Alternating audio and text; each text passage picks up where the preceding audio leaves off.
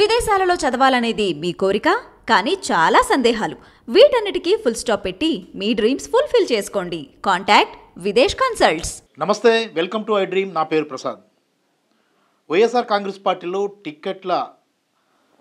టికెట్ల కోసం ఆశాభావాలు పెరుగుతూ ఉన్నారు. ఒకవైపు తెలుగుదేశం పార్టీ వైసీపీకి షాకుల మీద షాకులంటూ ప్రచారం చేస్తుంది. అసలు అభ్యర్థులే దొరకడం లేదంటూ ప్రచారం చేస్తుంది. కానీ వైసీపీలో జరుగుతున్నది ఏమిటి? ఆశావాహాల సంఖ్య ఎందుకు పెరుగుతూ వస్తుంది? గెలుపు ధీమా మీదే చాలామంది ఆశావాహాలు వైసీపీలో టికెట్ల కోసం ఆరాటపడుతున్నారా? ఇలాంటి అంశాలు ప్రస్తుతం తెర మీదకి వస్తున్నాయి. ముఖ్యంగా విశాఖ జిల్లాకు, అల్లూరు సీతారామరాజు జిల్లాకు సంబంధించి కానీ, అలాగే అనకాపల్లి జిల్లాకు సంబంధించిన అభ్యర్థుల విషయంలో చాలా కీలకమైన చర్చ అయితే జరుగుతోంది. ఇప్పటివరకు నర్సీపట్నం నియోజకవర్గ పరిశీలకులుగా ఉన్న కాశీ విశ్వనాథ్ గారు ప్రస్తుతం ఆశావాహుల్లో ఒక్కరిగా మారారు. అనకాపల్లికి సంబంధించి రాజకీయాలు వేడెక్కుతున్న నేపథ్యంలో ఆయన రంగ ప్రవేశం కూడా ఇప్పుడు కీలకంగా మారుతుంది. ప్రస్తుతం కాశీ విశ్వనాథ్ గారు ఉన్నారు. అన్న నమస్తే. నమస్తే అండి. అన్న, ఏంటి తెలుగుదేశం పార్టీ ఒక రకమైన ప్రచారం చేస్తోంది. వైసీపీకి షాకుల మీద షాకులు, అభ్యర్థులు ఎవరు ఉండడం లేదు, ఉన్నవాళ్ళు బయటకు వెళ్ళిపోతున్నారు, వాళ్ళంతా కూడా బయటకు వెళ్ళడం వల్ల వైసీపీ ఖాళీ అయిపోతుందని ప్రచారం చేస్తుంది. కానీ అసలు వైసీపీలో అసలు ఏం జరుగుతుందో మీరు భావిస్తున్నారు? మీరు ఒకవైపు నర్సీపట్నం పరిశీలకులుగా ఉన్నారు, ప్రస్తుతం అనకాపల్లి రాజకీయానికి సంబంధించి కీలకమైన మీ పేరు కూడా ప్రాబబుల్స్లో ఉందని సమాచారం వస్తుంది అనకాపల్లి ఎంపీ స్థానానికి. అసలు వైసీపీలో ఏం జరుగుతుంది? ముందుగా మీ ఐ డ్రీమ్ ప్రేక్షకులకి లేట్గా చెప్తున్న సంక్రాంతి శుభాకాంక్షలు, శుభాభినందనలు కూడా. మీరే అన్నారు తెలుగుదేశం పార్టీ ప్రచారం చేస్తుందని. అది ప్రచారం, వాస్తవం కాదు. మీరు అన్న దాంట్లోనే ప్రచారం అన్నారు కాబట్టి అది వాస్తవం కాదు. మా పార్టీలో ఆశావాహులు ఎక్కువ ఉండడం కరెక్టే. ఎందుకంటారు? ఆశావాహులు గెలుపు ధీమా మీద ఆధారపడి ఉంటేనే ఆశావాహులు ఎక్కువ అవుతారు ఎప్పుడైనా, ఏ పార్టీలోనైనా సరే. అసమ్మతి అన్నది ఒకళ్ళకి టికెట్ వచ్చిన తర్వాత రెండో వరకు రాకపోతే వెళ్ళిపోవడం అన్నది సహజం. కానీ ఇప్పుడు మీరు చెప్పిన వాటు వాళ్ళు ప్రచారం చేస్తున్నట్టు మా పార్టీ నుంచి వెళ్ళిపోయిన వాళ్ళు ఎవరు ఎక్కడ ఇప్పటివరకు ఏమి కనబడలేదు. అందరూ పార్టీలోనే ఉన్నారు. మన చంద్రబాబు నాయుడు ఒక విష ప్రచారం మొదలుపెట్టాడు కాబట్టి అది నమ్మదగింది కాదు. జగన్మోహన్ రెడ్డి గారు మా టికెట్ల ఎక్సర్సైజ్లు కొంచెం ముందుగా స్టార్ట్ చేశారు. ఎందుకు ముందుగా స్టార్ట్ చేశారంటే ఆయనకి ప్రజల్లోకి వెళ్ళే అలవాటు ఉంది మొదటి నుంచి.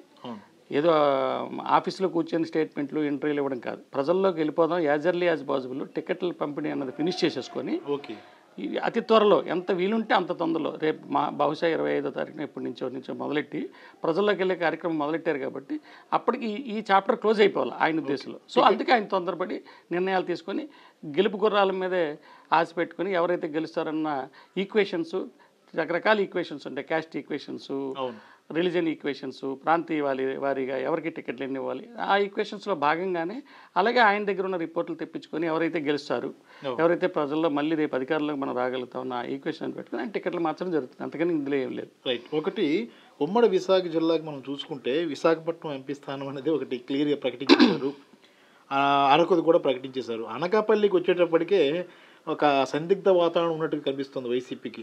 అంటే ఒకటి అనకాపల్లిలో మొన్నటి వరకు పార్టీలో ఉన్న దాడి వీరభద్రరావు సీనియర్ నాయకుడిగా ఉన్నారు, ఆయన పార్టీ విడిచి వెళ్ళిపోయారు. అంతకుముందు వైసీపీలో ఉన్నారు, అంతకుముందు కాంగ్రెస్ నేతగా, సీనియర్ కాంగ్రెస్ నేతగా ఉన్న కొనతాల రామకృష్ణ ఇప్పుడు తాజాగా గజ ఈతగాడు గడ్డలో పడిపోయినట్టు ఆయన ఇప్పుడు జనసేనలో చేరుతారని నిన్న ప్రకటించారు. అంటే ఈ ఇద్దరు సీనియర్ నాయకులు కూడా వేరే పార్టీలకు వెళ్ళిపోయిన నేపథ్యంలో అనకాపల్లి ఎంపీ స్థానానికి సంబంధించి మీ పార్టీ ఎలాంటి వ్యూహంతో ఉంది? అసలు వాళ్ళ ప్రభావం ఏమైనా మీ పార్టీ గెలుపుకి సంబంధించి ఉంటుందా? నేను నాయకుల పేర్లు ఎత్తను, వాళ్ళు సీనియర్ నాయకులు, వాళ్ళ అనుభవం వాళ్ళది. వాళ్ళు ఇప్పుడు ఎవరు లైమ్ లైట్లో లేని నాయకులు. మా పార్టీ వరకు నేను మాట్లాడతాను, ఎవరి గురించి నేను కామెంట్ చేసే వ్యక్తి. మా పార్టీ పట్ల అభిమానం ఉంది, నమ్మకం ఉంది. మా జగన్మోహన్ రెడ్డి గారి నాయకత్వం మీద ప్రజలకి అచంచలమైన విశ్వాసం ఉంది. అంతేగాని అక్కడ ఇంకొక నాయకుడో లేకపోతే ఎక్సో వైయో జెడ్డో లేకపోతే కాసో ఈ లెవెల్ని చూసి ఓట్లు పడే రకం కాదు. ఆయన మీద ప్రజలకు నమ్మకం ఉంది కాబట్టి ఏ పార్టీ అయినా ప్రజలతోటే కలిసి వెళ్ళాలి కాబట్టి మా జగన్మోహన్ రెడ్డి గారు ప్రజలకు అభిష్టం మేరకు నడుచుకొని పరిపాలన సాగిస్తున్నారు కాబట్టి ప్రజలు మాతో ఉన్నంత వరకు ఎవరు ఎక్కడికి వెళ్ళిపోయినా నష్టం లేదు. ఓకే. అంటే మీరు అన్నట్టు ఖచ్చితంగా ఒక రకంగా చెప్పాలంటే దాడి వీరభద్రరావు గారు, కొనతాల రామకృష్ణ గారు అవుట్డేటెడ్ పొలిటీషియన్స్ అని నేను అంటాను. అంటే వాళ్ళు ఫీల్ అవ్వచ్చు, కానీ ఉన్న విషయం అంటే తరాలు మారుతూ వస్తున్నాయి. ఇప్పుడు కొత్త తరం వచ్చింది, జగన్మోహన్ రెడ్డి గారి పాలనా విధానం తర్వాత జనంలో మార్పులు, ఆలోచన విధానం పెరుగుతూ వస్తుంది కదా సార్. ఇప్పుడున్న పరిస్థితుల్లో ఇప్పుడు నాకు అందుతున్న సమాచారం మేరకు ఒక సామాజిక అంటే గౌరవ సామాజిక వర్గానికి సంబంధించి ఈసారి అనకాపల్లి టికెట్ ఇవ్వాలన్న ఆలోచనతో అంటే వైసీపీ అధిష్టానం ఉంది అనేది ఒక సమాచారం వస్తుంది. మీరు కూడా పోటీలో ఉన్నారు, ఇంకెవరైనా పోటీలో ఉన్నారా? ఈ ఈ ఈ రకమైన పరిణామాల్లో అవతల వైపు ఎవరి వ్యక్తులైనా ఢీకునే పరిస్థితి ఉంటుందా? ఇక్కడ కుల సమీకరణల ప్రకారంగా అయితే గత 20 సంవత్సరాల నుంచి కానీ 25 సంవత్సరాల నుంచి కానీ రెండు పార్టీల్లో కూడా ప్రధాన పార్టీల్లో ఒక సాంప్రదాయం నెలకొని ఉంది. గౌరవ సామాజిక వర్గానికి 2 సీట్లు ఇస్తారు, 2 ఎమ్మెల్యేలు కానీ, ఒక ఎంపీ కానీ, ఒక ఎమ్మెల్యే కానీ. అలాగే లాస్ట్ ఇయర్ కూడా 2 పార్టీలు కూడా 2 ఎమ్మెల్యేలు ఇచ్చారు. మా పార్టీ ఒక ఎమ్మెల్యే, ఒక ఎంపీ స్థానం కూడా ఇచ్చింది. ఈసారి కూడా అనకాపల్లి ఎమ్మెల్యే కాపు సామాజిక వర్గానికి ఇచ్చారు కాబట్టి, వెస్ట్ ఆడారి ఆనంద్ కుమార్ గారికి ఇచ్చారు కాబట్టి ఒక గవర్నర్కి ఇచ్చినట్టుగా ఫుల్ఫిల్ అయింది. సో ఈ తరుణంలో అనకాపల్లి ఎంపీ సీటు గవర్నర్కి ఇచ్చే ఛాన్స్ ఉంది. అది కూడా కాకుండా దానికి కూడా ఇంకొక రీజన్ ఏంటంటే, మామూలుగా క్యాస్ట్ బేసిస్ చూసుకుంటే విశాఖపట్నం జిల్లాలో కాపులు, వెల్లమలు, అలాగే గవర్లు, యాదవులు మెయిన్ ఓటర్లను ప్రభావితం చేసే క్యాస్టులు. ఈ క్రమంలో విశాఖపట్నం బొత్స ఝాన్సీ గారికి ఇచ్చారు కాబట్టి, కాపులకి ఇచ్చారు కాబట్టి అనకాపల్లి గవర్నర్కి ఇచ్చే ఛాన్స్ ఉండొచ్చు అన్నది నా అభిప్రాయం. ఆ తరుణంలో ఆశావాహులు తప్ప ఇక్కడ పోటీదారులు ఎవరు లేరు. ఒక టికెట్ అనౌన్స్ చేస్తున్నారు, ఇస్తారు పలానా క్యాస్ట్లోనే అంటే మా పార్టీ వరకు అయితే ఆశావాహులు అంటారు తప్ప పోటీదారులు అనరు. ఇక్కడ పోటీ ఎవరి మధ్య ఎవరు లేదు. జగన్మోహన్ రెడ్డి గారు ఎవరు నిర్ణయిస్తే వాళ్లే క్యాండిడేట్, ఆయన ఎవరిని ఎత్తిమే చేస్తే వాళ్ళు ఎంపీ అవుతారు. అంతే. ఆయన అంతే, పోటీ ఏం లేదు. అవునవునవును. అంటే ఒకటి అంటే మీరు కూడా అంటే సహజంగానే మీరు ఎంత చెప్పినప్పుడు కూడా మీరు ఆశావాహులని చెప్పినప్పుడు కూడా ఆ ఆశ అనే పేరులోనే ఉంది కాబట్టి, అంటే ఈసారి అనకాపల్లి ఎంపీ టికెట్ ఎవరికి ఇవ్వాలనే విషయంలో మీరు కూడా పోటీగా ఉన్నారు కాబట్టి మీకు కూడా పోటీ అంటే మీకు పోటీగా ఉండే వ్యక్తులు ఎవరు ఉన్నారా అనుకుంటున్నారా అనేసి? ఉన్నారు, పోటీగా ఉన్న వ్యక్తులు అయితే చాలా 2-3 అడిగారని విన్నాము, సోషల్ మీడియాలో చూస్తున్నాము, వార్తల్లో చూస్తున్నాము. నేనైతే పోటీగా భావించడం అందరూ ఒకే కుటుంబం, వైఎస్ఆర్ ఫ్యామిలీ కుటుంబమే తప్ప మా పార్టీలో పోటీ అయితే నేను అనుకోను. కాకపోతే నా వరకు నేనేంటంటే, నేను ఎందుకు ఆశపడతానంటే, నేను రూరల్ బెల్ట్కి సంబంధించిన వ్యక్తిని. నా నియోజకవర్గం సొంత నియోజకవర్గం నర్సీపట్నం కాన్స్టిట్యున్సీ, అక్కడ నన్ను పరిశీలకుడిగా వేశారు. నా ప్రభావం నాకు ఇండివిజువల్గా నాకున్న రిలేషన్స్ మీకు తెలుసు, నేను చాలా నుంచి పాలిటిక్స్లో ఉన్నాను. నేనైతే నేను కాంట్రవర్సీ కాదు. నా అభ్యర్థిత్వాన్ని అయితే అందరు పార్టీలలో అందరు నాయకులు అందరు ఓటర్స్ ఆమోదిస్తారని ఆశ అయితే నాకు ఉంది. అలాగే నేను అఫీషియల్స్తో కానీ పత్రికా మిత్రులతో కానీ మిగతా పార్టీలతో కానీ సన్నిహిత సంబంధాలు ఉన్నాయి నాకు. నా పర్సనల్ ఇమేజ్ కొంచెం తోడ్పడుతుందేమో ఆశతో నేను కూడా టికెట్ అడగడం జరిగింది. అది మా అధిష్టానం నిర్ణయం. సుబ్బారెడ్డి గారు పెద్దలు వారు ఎలా నిర్ణయిస్తే అలాగా, జగన్ గారు ఎలా నిర్ణయిస్తే అలాగే దాని ప్రకారంగా ఆధారపడి ఉంటుంది. రైట్. ఒకటి మీరు అంటే ఒక ఇంపార్టెంట్ విషయం ఏంటంటే, అసలు ఎప్పుడు వివాదాస్పద వ్యక్తిగా ఉండే అయ్యన్న పాత్రుడు ప్రాతినిధ్యం వహిస్తున్న నర్సీపట్నానికి మీరు పరిశీలకులుగా ఉన్నారు. అది చాలా పెద్ద కీలకమైన విషయం. అలాంటి నియోజకవర్గానికి సంబంధించి కీలకమైన పరిశీలకులుగా ఉన్నారు. ఎప్పటికప్పుడు సమాచారాన్ని అధిష్టానానికి చేరవేస్తున్నారు. అక్కడ మళ్ళీ తిరిగి వైసీపీ గెలవాలన్న ప్లాన్తో, ఆ ప్లాన్లో మీ ప్లాన్ కూడా ఇమిడి ఉంది. కాబట్టి ఎలా ఉంటుంది సార్ మనం నర్సీపట్నంకి వెళ్దాం. అనకాపల్లి నుంచి నర్సీపట్నం రాజకీయాలు ఈసారి ఎలా ఉండబోతున్నాయి? అసలు చాలా అంటే మనకంతున్న సమాచారం ప్రకారం అయ్యన్న పాత్రుడు చాలా అసంతృప్తితో ఉన్నాడు. ఆయన ఫోన్ కూడా చంద్రబాబు లిఫ్ట్ చేయడం లేదనే సమాచారం కూడా వస్తుంది. అంటే ఏంటి అసలు అక్కడ ఈసారి పరిస్థితి ఎలా ఉండబోతుంది సార్ నర్సీపట్నంలో? నర్సీపట్నం నియోజకవర్గం రాజకీయాల్లో ఒక కీలకమైన నియోజకవర్గం. ఎవరో అవునన్నా కాదన్నా సరే నర్సీపట్నం అనాదిగా తంగేటి రాజు ప్రాతినిధ్యం వహించిన దగ్గర నుంచి అయ్యన్ పాత్రి గారు తాతయ్య గారు లచ్చాపాత్రి గారు అది ఒక కీలకమైన నియోజకవర్గం రాష్ట్రంలో.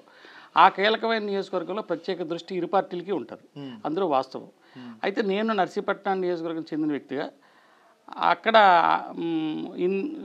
అన్ని కార్నర్స్ నాకు తెలిసిన పరిచయాలు గట్టా ఉన్నాయి కాబట్టి మా అధిష్టానం నన్ను అక్కడ పరిశీలకుడిగా పంపించింది కాబట్టి నేను ఒక నిబద్ధత గల కార్యకర్తగా ఆ సీటు మా పార్టీ గెలుచుకునేలాగా నేను కష్టపడి పనిచేస్తాను అన్న నమ్మకంతో నన్ను అక్కడ పంపించారు.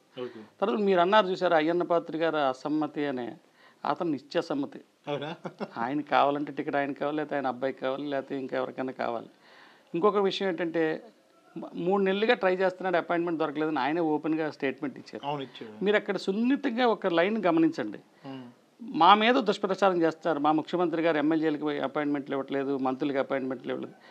ఆయన వాళ్ళ నాయకుడు ముఖ్యమంత్రి కూడా కాదు. అయినా సరే ఒక పార్టీ సీనియర్ లీడర్ని, ఒక పాలిట్ బ్యూరో మెంబర్కి నాకు 3 నెలల నుంచి అడుగుతుంటే అపాయింట్మెంట్ మా అబ్బాయికి సీట్ అడుగుదాని ఇవ్వట్లేదని బహిరంగంగా చెప్పారంటే ఇది ఏది వాస్తవం మీరే చెప్పండి. అవును అవును నేనేం కాదన్నా. అంటే ఆ కోపం అంతా వైసీపీ వాళ్ళ మీద చూపిస్తున్నాడు ఆయన. అంటే తిట్లు ఇవన్నీ విపరీతమైన విమర్శలు కాదు చేస్తున్నాడు కాదు కాదు ఆ కోపం అంతా వాళ్ళ పార్టీ వాళ్ళ మీద చూపిస్తారు ఆయన. ఎందుకంటే వాళ్ళ పార్టీలో జాయినీస్ మొత్తం పాత సీనియర్లు అనిపించుకున్న వాళ్ళందరూ జాయిన్ అయిపోతే తన ఉనికి ఎక్కడ ప్రమాదం వస్తుందని అలాగా మాట్లాడుతూ ఉంటాడు తప్ప మా మీద కాదు. రైట్. అంటే నర్సీపట్నంలో ఎలా ఉంది సార్ సినారియో? అంటే ఎప్పుడు చూసినా ఆయన అయ్యన్న పాత్ర హడావుడి ఎక్కువ ఉంటుంది. వాళ్ళ అబ్బాయికి ఈసారి టికెట్ ఇస్తారన్నది కూడా తాజాగా మొన్నంతా సోషల్ మీడియాలో చక్కర్లు కొట్టింది. అంటే వాళ్ళ అబ్బాయికి ఇచ్చినా అయ్యన్న పాత్రుడికి ఇచ్చినా వైసీపీ పరిస్థితి ఎలా ఉండబోతుంది ఈసారి? అక్కడ వైసీపీ పరిస్థితి అక్కడే కాదు, జిల్లాలో బ్రహ్మాండంగా అన్ని సీట్లు కూడా మేము గెలుస్తాము.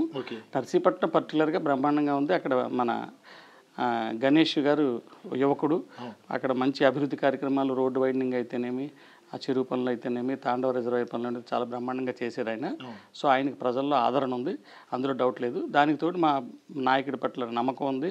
ఈ పథకాలు ప్రజల్లోకి నేరుగా వెళ్ళడం వలన ఎట్టి పరిస్థితుల్లో నర్సీపట్నం సీటు మేము కైవసం చేసుకుంటాం. జనరల్గా రూరల్ ప్రాంతానికి సంబంధించి నగర పరిధిలో ఒక రకమైన టాకు వినిపిస్తూ ఉంటుంది. అంటే మీరు అన్నట్టు నిత్య అసంతృప్తివాదులు కొద్ది ఎక్కువ మంది ఉంటారు. ఎందుకంటే మనకి ఏవో పథకాలు రాలేదనో లేదా మొత్తం మీద అసంతృప్తి ఉంటారు. కానీ గ్రామీణ ప్రాంతాలకు సంబంధించి మీరు అక్కడ పరిశీలకులుగా ఉన్నారు, ఎప్పటికప్పుడు సమాచారాన్ని అధిష్టానానికి చేరవేస్తారు కాబట్టి గ్రామీణ ప్రాంతంలో పరిస్థితి ఎలా ఉంది? గ్రామీణ ప్రాంతాల్లో మా పార్టీకి అయితే వైఎస్ఆర్ పార్టీకి బ్రహ్మాండమైన ఆదరణ ఉంది. ఎందుకంటే పథకాలు తీసుకున్న వాళ్ళు ఎప్పుడు కూడా బిలో పవర్టీ లెవెల్ ఉంటారు. వాళ్ళు బహిరంగంగా రాజకీయాల గురించి చర్చించరు.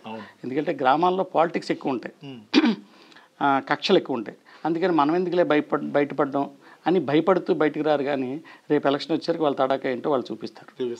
డౌట్ లేదు అన్న. ఒకటి ఫైనల్గా చెప్పండి, అనకాపల్లికి సంబంధించి అధిష్టానం మీకు ఆశీర్వదిస్తే ఎంపీగా అన్ని అస్త్రశస్త్రాలన్నీ సిద్ధంగా చేసుకున్నారా?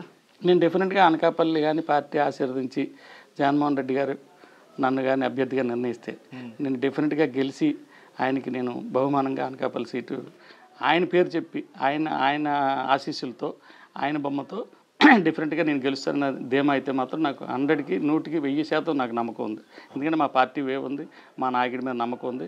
క్యాండిడేట్ ఎవరైనా సరే అనకాపల్లి, నేనే కాదు ఆయన ఎవరికి క్యాండిడేట్ అని చెప్పి తిలకం దిద్దుతారో అనకాపల్లి ఎంపీ సీటు కానీ ఎమ్మెల్యేల సీట్లు కానీ మేము గెలుచుకునే అవకాశాలు 100% ఉన్నాయి. అంటే మీకు టికెట్ ఇస్తే చాలామంది ఇతర పార్టీలకు సంబంధించిన నాయకులు కూడా కొంతమంది అంతర్గతంగా సపోర్ట్ చేస్తారన్న ప్రచారం ఉంది, అది నిజమేనా?